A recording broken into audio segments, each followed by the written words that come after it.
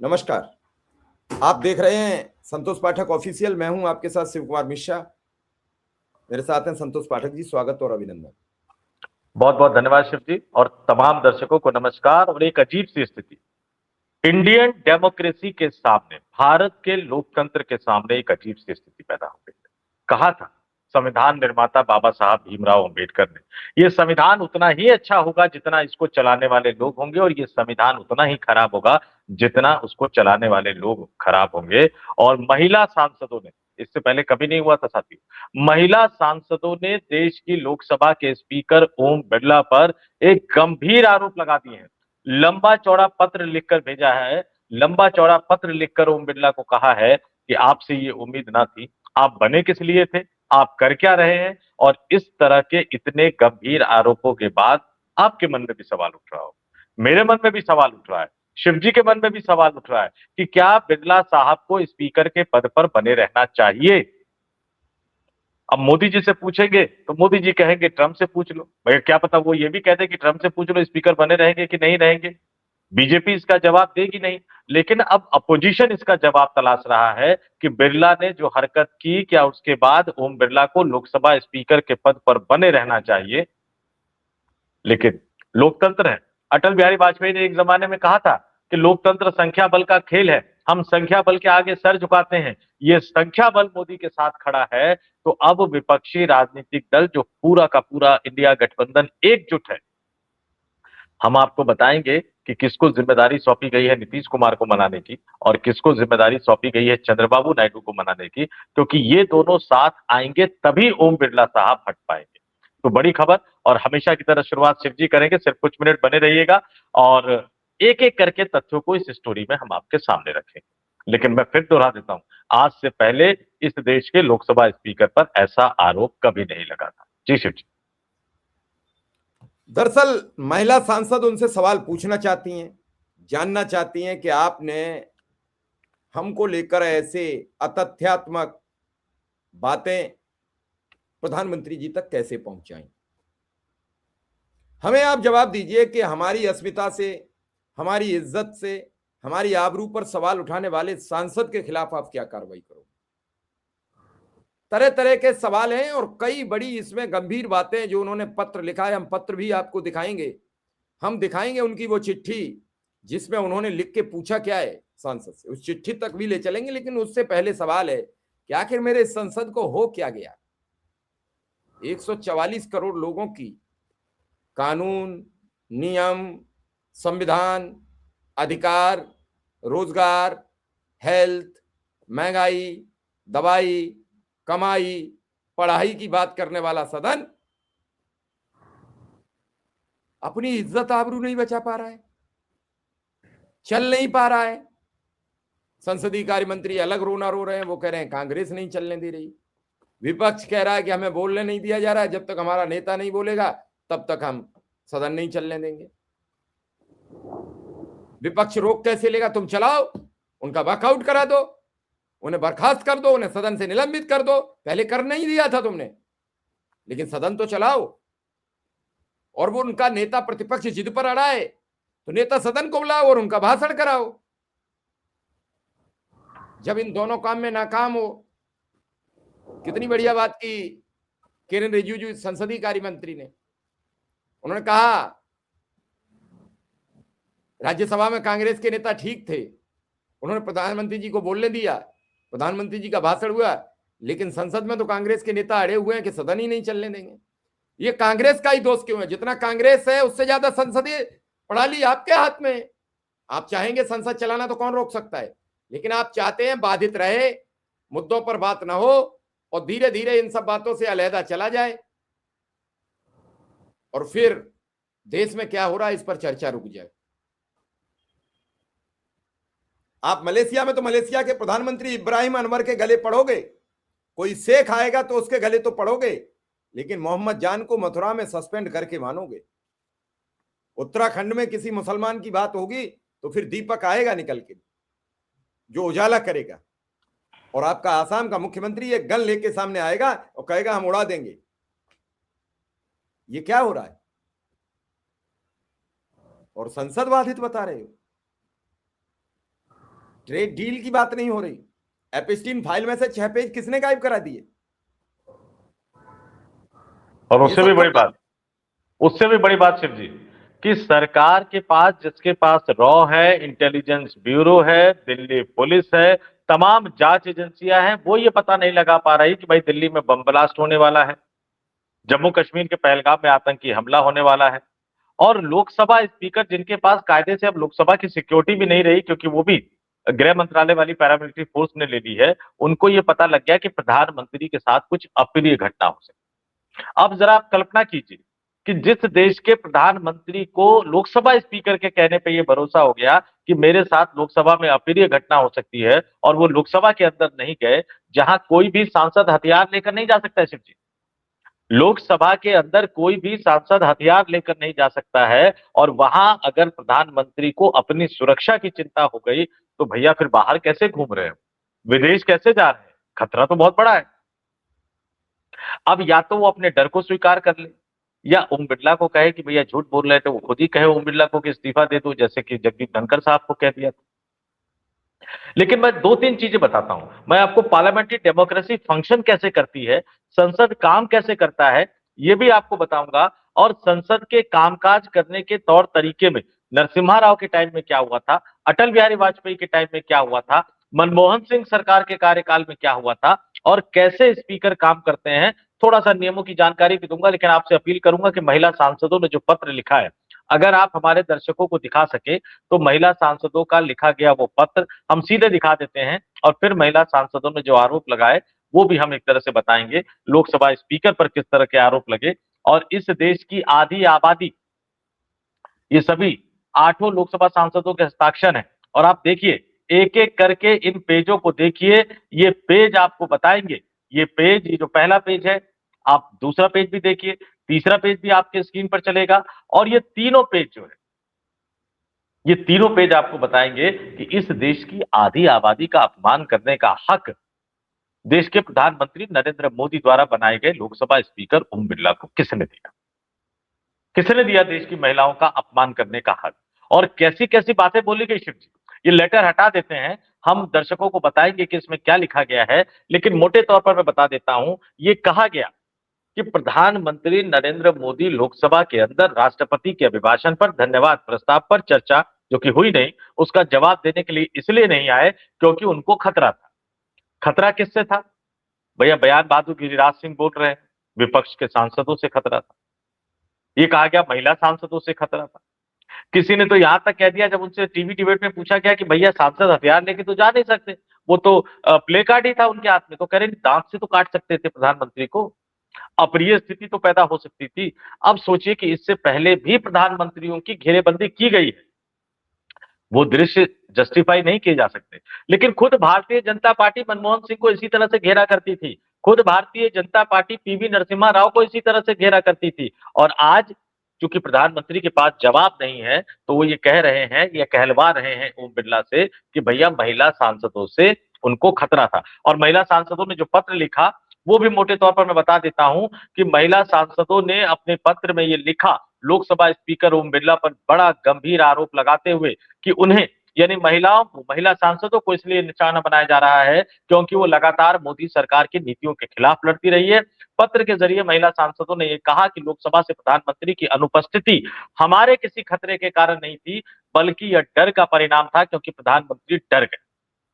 और इन सांसदों ने आगे लिखा, महिला सांसदों ने, हम भारतीय राष्ट्रीय कांग्रेस के सांसद हैं, एक ऐसा दल जो प्रेम, शांति, संवैधानिक मूल्यों और मानवीय गरिमा में विश्वास करता है। हम हिंसा और धमकी में विश्वास नहीं रखते। हम लोकतांत्रिक रूप से निर्वाचित प्रतिनिधि है, जिन्हें डरा कर चुप नहीं कराया जा सकता। हमारा विश्वास है कि पारदर्शिता ही अध्यक्ष पद की गरिमा और इस सदन की विश्वसनीयता को पुनः स्थापित करने का एकमात्र काम जो है, एकमात्र मार्ग है। और आगे वो कह रहे हैं कि हम आपके पद, यानी लोकसभा स्पीकर के पद और व्यक्तित्व का पूरा सम्मान करते हैं, किंतु यह स्पष्ट है कि आप सत्तारूढ़ दल के निरंतर दबाव में हैं। हम आपसे एक बार फिर आग्रह करते हैं कि आप लोकसभा के निष्पक्ष संरक्षक के रूप में कार्य करें। हम इस प्रयास में आपके साथ खड़े रहेंगे और आपका समर्थन करेंगे। आगे फिर लिखा इन्होंने कि इतिहास आपको उस व्यक्ति के रूप में याद रखे जो कठिन परिस्थितियों में सही के साथ खड़ा रहा और राष्ट्र हित में संवैधानिक मर्यादाओं को बनाए रखा। इतिहास आपको उस व्यक्ति के रूप में याद न रखे जिसने दबाव के आगे झुककर लोकतांत्रिक मूल्यों को कमजोर किया और देश के लोकतांत्रिक ताने बाने को क्षति पहुंचाई। ये महिला सांसदों ने एक तरह से आरोप लगा दिया। मैं एक लिस्ट भी लेकर बैठा हुआ हूं शिव जी, और मैं ये लिस्ट लेकर बैठा हुआ हूं, जरा मैं बता देता हूं दर्शकों को। दिक्कत क्या है कि व्हाट्सएप यूनिवर्सिटी के जमाने में लोग भूल गए। मावलंकर साहब लोकसभा के पहले स्पीकर हुआ करते थे, फिर अयंगर साहब आए, फिर हुकुम सिंह, फिर नीलम संजीव रेड्डी, फिर जीएस ढिल्लो, फिर बीआर भगत, फिर नीलम संजीव रेड्डी, फिर केएस हेगड़े, बलराम जाखर, रूबी राय, शिवराज पाटिल, पीएस संगमा। पीएस संगमा तो मैं आपको बता दूं कि वो विपक्ष के थे, और जब बाद में नई सरकार जो अटल बिहारी वाजपेयी जो बने, तो कुछ महीनों तक पीएस संगमा ने, अटल बिहारी वाजपेयी जब दोबारा प्रधानमंत्री बने थे, वो बने थे 19 मार्च 1998 को। ध्यान से दर्शक सुने, 19 मार्च 1998 को बने थे, पहली बार 13 दिन के लिए बने थे।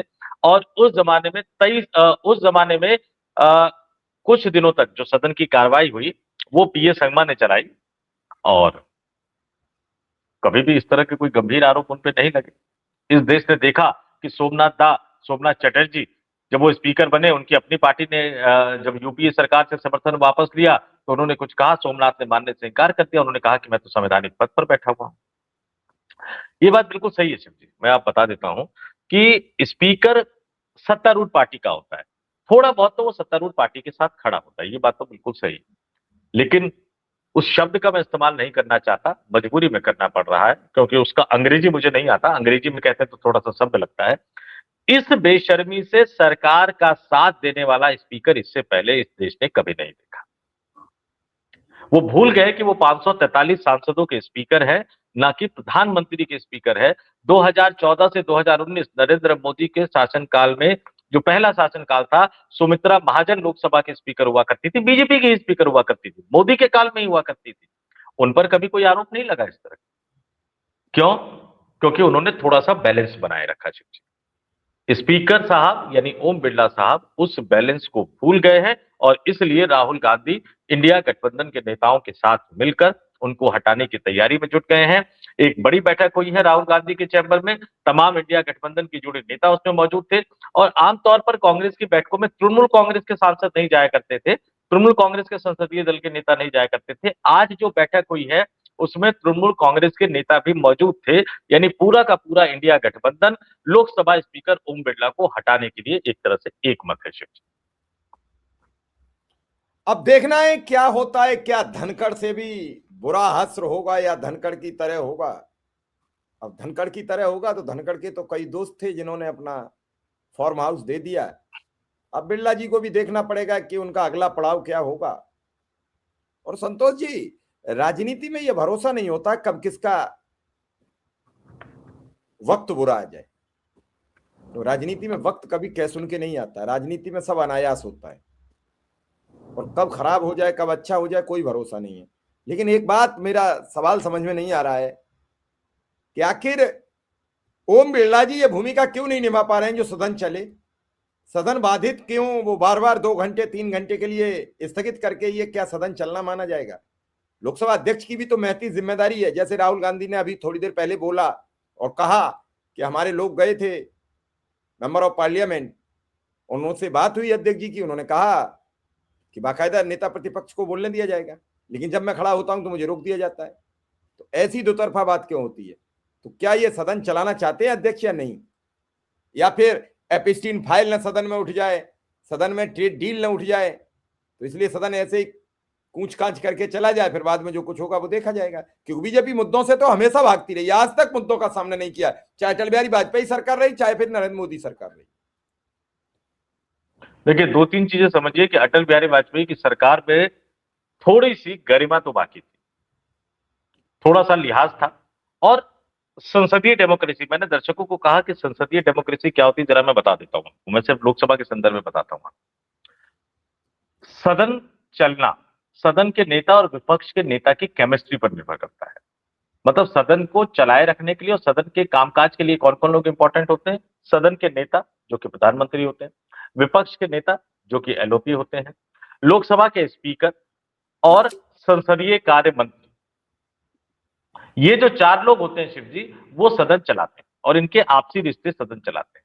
भैया सत्ता पक्ष और विपक्ष हमेशा था, घमासान हमेशा होता था, लेकिन जो विपक्ष में बैठा हुआ नेता था उसको पता रहता था कि भैया जनता ने मुझे बहुमत नहीं दिया है तो सदन आपको चलाना पड़ेगा। गर्मा गर्मी भी होती थी, कभी बहुत ज्यादा महत्वपूर्ण मुद्दे आ जाते थे तो अजीब सी स्थिति भी पैदा हो जाती थी। यही भारतीय जनता पार्टी के नेता मनमोहन सिंह के सामने किस तरह की स्थिति पैदा करते थे, चाहे वो लोकसभा में हो चाहे राज्यसभा में हो। इस देश के संसदीय इतिहास में कई अप्रिय दृश्य हमें देखने को मिले। उत्तर प्रदेश की विधानसभा का वो दृश्य आज तक याद है, माइक उठा उठा के एक दूसरे पर फेंक रहे थे। लेकिन कभी किसी मुख्यमंत्री ने नहीं कहा कि मुझे अपनी विधानसभा में जाने से डर लगता है। कभी किसी प्रधानमंत्री ने नहीं कहा कि उन्हें अपनी लोकसभा में जाने से डर लगता है। अरे संसद लोकतंत्र का सर्वोच्च मंदिर है। अब आज देखिए क्या है, प्रधानमंत्री विपक्ष के नेता को अपना दुश्मन मानते हैं। ये पहली सरकार है जब प्रधानमंत्री और विपक्ष के नेता में इतनी ज्यादा संवादहीनता बनी हुई है, कोई बातचीत नहीं हो पा रही और इसके लिए जिम्मेदार प्रधानमंत्री ज्यादा है, थोड़े बहुत राहुल गांधी भी है, आप ये मान के चलिए। अब दूसरी बात, एक बड़े नेता ने एक जमाने में कहा था कि संसदीय कार्य मंत्री को सरकार की बजाय विपक्षी बेंचों की तरफ ज्यादा बैठना चाहिए क्योंकि विपक्ष को साधेगा तभी तो संसद चलेगा। अब यहां संसदीय मंत्री किरेन रिजिजू साहब कौन है? जो लोकसभा में हो, राज्यसभा में हो, मीडिया में हो, पत्रकारों से बात करते हुए बाइट दे, इंटरव्यू दे, वो राहुल गांधी पर व्यक्तिगत कटाक्ष करते हुए नजर आते हैं, वो भी दुश्मन की तरह लेते हुए नजर आते हैं। तो ऐसे संसदीय मंत्री कहां विपक्ष को मना पाएंगे? और लोकसभा स्पीकर तो माशाअल्लाह है, वो तो अपने आप को अभी भी बीजेपी का ही कार्यकर्ता मानकर काम कर रहे हैं। अगर ना मानकर काम कर रहे होते तो जिस नियम का सहारा लेकर राहुल गांधी को किताब के अंशों को पढ़ने से लोकसभा में रोका गया, उसी नियम का सहारा लेकर, उसी नियम के होने के बावजूद आखिर निशिकांत दुबे को किताबों के संदर्भों को दिखाने और पढ़ने की इजाजत कैसे दे दी गई? चेयर रोकता रहा, लेकिन संसद टीवी निशिकांत दुबे को दिखाता रहा। और आप कहेंगे कि अचानक निशिकांत दुबे ने नहीं किया शिव जी, जब वो किताबों का पूरा जखीरा लेकर पहुंचे तो बाकायदा सिक्योरिटी उनके साथ थी कि वो अंदर लेके किताबों का जखीरा लेकर पहुंचे। सरकार में ऊपर से लेकर नीचे तक सबको पता था।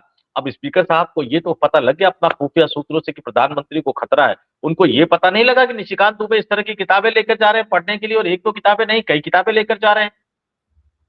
क्यों नहीं उन्होंने आदेश दिया? क्यों नहीं खुद आकर वो बैठे? क्यों नहीं उन्होंने संसद टीवी को आदेश दिया कि ये सब चीजें मत दिखाओ? लाइव दिखाया।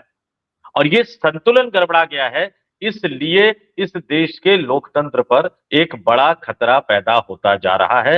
जिम्मेदार लोकसभा स्पीकर ओम बिरला है, जिम्मेदार देश के प्रधानमंत्री नरेंद्र मोदी है। अब इसका असर क्या दिखेगा? इस लेटर के बाद क्या लोकसभा अध्यक्ष की कुछ भूमिका बदलेगी? इस लेटर के बाद क्या महिलाओं को, 11 महिला सांसद हैं कांग्रेस की, सिर्फ उनसे घबरा गए? हम ये कह रहे हैं टीएमसी की ओर होंगी, समाजवादी पार्टी की ओर होंगी, डीएमके की ओर होंगी, तो क्या महिला सांसद अपनी बात नहीं रख सकती? जब उनके सामने चरित्र चित्रण किया गया, जवाहरलाल नेहरू को उन्हें जाने क्या क्या बताया गया, उन्हें उनके बारे में आरोप लगाए गए, तो ये महिलाओं को उनके सामने जो सब बातें कही गई, महिलाओं को बुरा नहीं लगेगा? या वो सुनती नहीं ये सब बातें बीजेपी के नेताओं की? संतोष जी, एक बड़ा सवाल है। देखिए सवाल तो है, विपक्ष का नेता वर्तमान प्रधानमंत्री और वर्तमान प्रधानमंत्री द्वारा नियुक्त किए गए सेनाध्यक्ष द्वारा लिखी गई किताब, वर्तमान रक्षा मंत्री उनके संदर्भ का हवाला दे रहे थे और ये कह रहे थे कि प्रधानमंत्री का अपमान हो जाएगा, संसद का अपमान हो जाएगा। यहां आपके एक नेता ने, आपके एक सांसद ने एक साथ देश के न जाने कई कितने पूर्व प्रधानमंत्रियों के चरित्र का हनन कर दिया और आपने उसको जाने दिया। वो शब्द हालांकि सदन की कार्रवाई से निकाल दिए गए, लेकिन टेलीविजन के माध्यम से तो सोशल मीडिया का जमाना है, सबके मोबाइल में पहुंच गया। अब आता हूं मैं आखिरी पैरे पे, एक और संवैधानिक स्थिति, संकट की स्थिति पैदा हो गई है। नियम कायदे कानून के साथ विपक्ष के नेता तो नो कॉन्फिडेंस मोशन का प्रस्ताव तो देंगे, अविश्वास प्रस्ताव का नोटिस तो देंगे। अब जब अविश्वास प्रस्ताव का नोटिस दिया जाता है तो सबसे पहली बात है कि लोकसभा स्पीकर उसको स्वीकार करेंगे, और जब लोकसभा स्पीकर उसको स्वीकार करेंगे, ध्यान से सुनिएगा मेरी बात, तो वो सदन की कार्रवाई का संचालन नहीं कर सकते। अब सदन की कार्रवाई का संचालन नहीं कर सकते, लोकसभा में कोई डिप्टी स्पीकर है नहीं, तो जो पैनलिस्ट बने हुए हैं उसी पैनल के लोग चेयर को संभालते हुए नजर आएंगे, जगदम्बिका पाल टाइप। और टाइप मतलब मैं किसी अपमानजनक संदर्भ में नहीं कह रहा हूं, मैं ये कह रहा हूं भैया जो स्पीकर परमानेंट बन चुके हैं वो अपने आप को भाजपा का कार्यकर्ता समझ रहे हैं, तो चेयर पर जगदम्बिका पाल जैसे नेता बैठे होंगे तो वो तो भाजपा के सांसद है ही, अभी तक तो वो किसी संवैधानिक पद पर है नहीं शिव जी। वो कैसे कार्रवाई का संचालन करें, क्योंकि उसमें कई सारे तकनीकी पहलू होते हैं, क्योंकि उस दौरान बिरला साहब सदन की कार्रवाई का संचालन कर नहीं सकते। और दूसरी बात, जरा मैं नंबर गेम पे आ जाता हूं। इस नंबर गेम को समझना बहुत जरूरी है, और ये नंबर गेम आपको बताएगा कि एनडीए सांसदों की संख्या 213। भैया अविश्वास प्रस्ताव आएगा तो विपक्ष को नंबर भी साबित करना हो, संकट की स्थिति है। सरकार बनाने के लिए नीतीश और नायडू को तो साध नहीं पाए राहुल गांधी, लेकिन मेरे जो सूत्र ये बता रहे हैं कि इस बात पर चर्चा की जा रही है कि हम जो अविश्वास प्रस्ताव लेकर आएंगे तो इस पर हमें चंद्रबाबू नायडू, नीतीश कुमार, एकनाथ शिंदे, सुनेत्रा पवार, जयंत चौधरी, इन तमाम नेताओं को भी साधने की कोशिश करनी चाहिए। एक और एनडीए गठबंधन के दलों के नाम आए हैं, जो खबरें छनकर निकलकर सामने आ रही है कि शायद लालू यादव जो है इस संदर्भ में नीतीश कुमार के साथ बात कर सकते हैं, अंतिम फैसला भी होगा। और चंद्रबाबू नायडू के साथ बातचीत करने की जिम्मेदारी किसको दी जाएगी, इसके बारे में अभी फैसला किया जाएगा। इसके बारे में सोचा जाएगा कि उनके साथ बातचीत करने की जिम्मेदारी किसको दी जाएगी, वाईएसआर कांग्रेस पार्टी को कैसे साधा जाएगा, ये तमाम चीजें सोची जाएगी। लेफ्ट पार्टी पूरी तरह से कैसे ही अपने साथ रखे, उसके बारे में एक तरह से फैसला किया जाएगा। यानी मोटे तौर पर जो नंबर गेम है, क्योंकि नंबर ही लोकतंत्र में नंबर गेम ही महत्वपूर्ण होता है, तो नंबर गेम जुटाने के लिए एनडीए गठबंधन में शामिल राजनीतिक दलों के नेताओं से भी संपर्क साधने की कोशिश की जा रही है। और इसी सत्र के दौरान हो सकता है इस बीच में ना दे पाए तो जो बजट सत्र का दूसरा चरण शुरू होगा वो अविश्वास प्रस्ताव लाया जाएगा, और उसमें आरोप क्या लगाया जाएगा वो भी बता देता हूं शिवजी। जो लेटर तैयार होगा, नंबर 1, लोकसभा स्पीकर प्रधानमंत्री और मोदी सरकार के दबाव में काम करते हैं, पहला आरोप। दूसरा आरोप, लोकसभा स्पीकर लोकसभा में नेता विपक्ष को बोलने नहीं देते हैं। तीसरा आरोप, लोकसभा स्पीकर ने इस देश के सम्मानित संसद की सम्मानित महिला सांसदों पर गंभीर आरोप लगाए हैं, जो कि गलत है, और ये सबसे बड़ा आरोप पत्र रहेगा, क्योंकि जब नोटिस देंगे तो उसमें आरोप भी लगाएंगे, ये सबसे बड़ा आरोप। चौथा आरोप लगाएंगे कि भैया विपक्ष जो है वो विपक्ष के सांसदों को स्पीकर बोलने नहीं देते हैं। और अगला आरोप लगाया जाएगा कि निशिकांत दुबे को बार बार अभद्र भाषा का इस्तेमाल करने की इजाजत कैसे दी जाती है। पिछले 11 सालों के दौरान, 12 सालों के दौरान आप देख लीजिए कि निशिकांत दुबे जब जब खड़े हुए हैं उन्होंने ऐसी ही भाषा का इस्तेमाल किया है, कभी गांधी परिवार के लिए, कभी वो जो मुस्लिम सांसद हुआ करते थे उनके लिए, कभी किसी और के लिए। ये कई तरह की भाषा जो अपमानजनक शब्द है ये इस्तेमाल करने का आरोप उन पर लगता रहा है। एक और सांसद ऐसे थे जिन्होंने आरोप लगाया था, रमेश बिधूरी साहब, वो तो दोबारा उनको मिल नहीं पाया टिकट। निशिकांत दुबे भी कई बार इसी तरह के आरोप अलग अलग सांसदों पर लगाते रहे हैं। हालांकि जिस तरह की टिप्पणियां वो करते हैं, अगर मैं आपको कहूं कि बीजेपी सांसदों का एक रिकॉर्ड निकाला जाएगा कि किसने सबसे ज्यादा अपमानजनक बातें कही हैं, तो निशिकांत दुबे उसमें आगे होंगे। और वो जो मुस्लिम सांसद की बात में कर रहा था उसको मैं थोड़ा सा करेक्ट कर देता हूं, उनके बारे में उस तरह के शब्दों का इस्तेमाल बिधूरी साहब ने किया था जो कि दिल्ली के लोकसभा सांसद थे। लेकिन निशिकांत दुबे परमानेंट इस तरह की भाषा का इस्तेमाल विपक्षी सांसद, विपक्षी नेताओं के लिए करते रहते हैं। ये भी एक सच्चाई है जो कि विपक्षी राजनीतिक दलों के आरोप पत्र में होगा, जो वो नो कॉन्फिडेंस यानी अविश्वास प्रस्ताव का नोटिस बिरला को हटाने के लिए देंगे। शिव जी, चलिए अब देखते हैं क्या होता है। जल्द ही ये जो है पूरा नो कॉन्फिडेंस मोशन, इस पर जल्द ही पर्दा हटेगा, और जैसे ही हटेगा फिर आपके सामने खबर लेकर हाजिर रहूंगा। लेकिन फिलहाल इस खबर को देखें, समझें, लाइक शेयर करें और आगे बढ़ें। संतोष जी का बहुत बहुत आभार, बहुत बहुत धन्यवाद। बहुत बहुत धन्यवाद।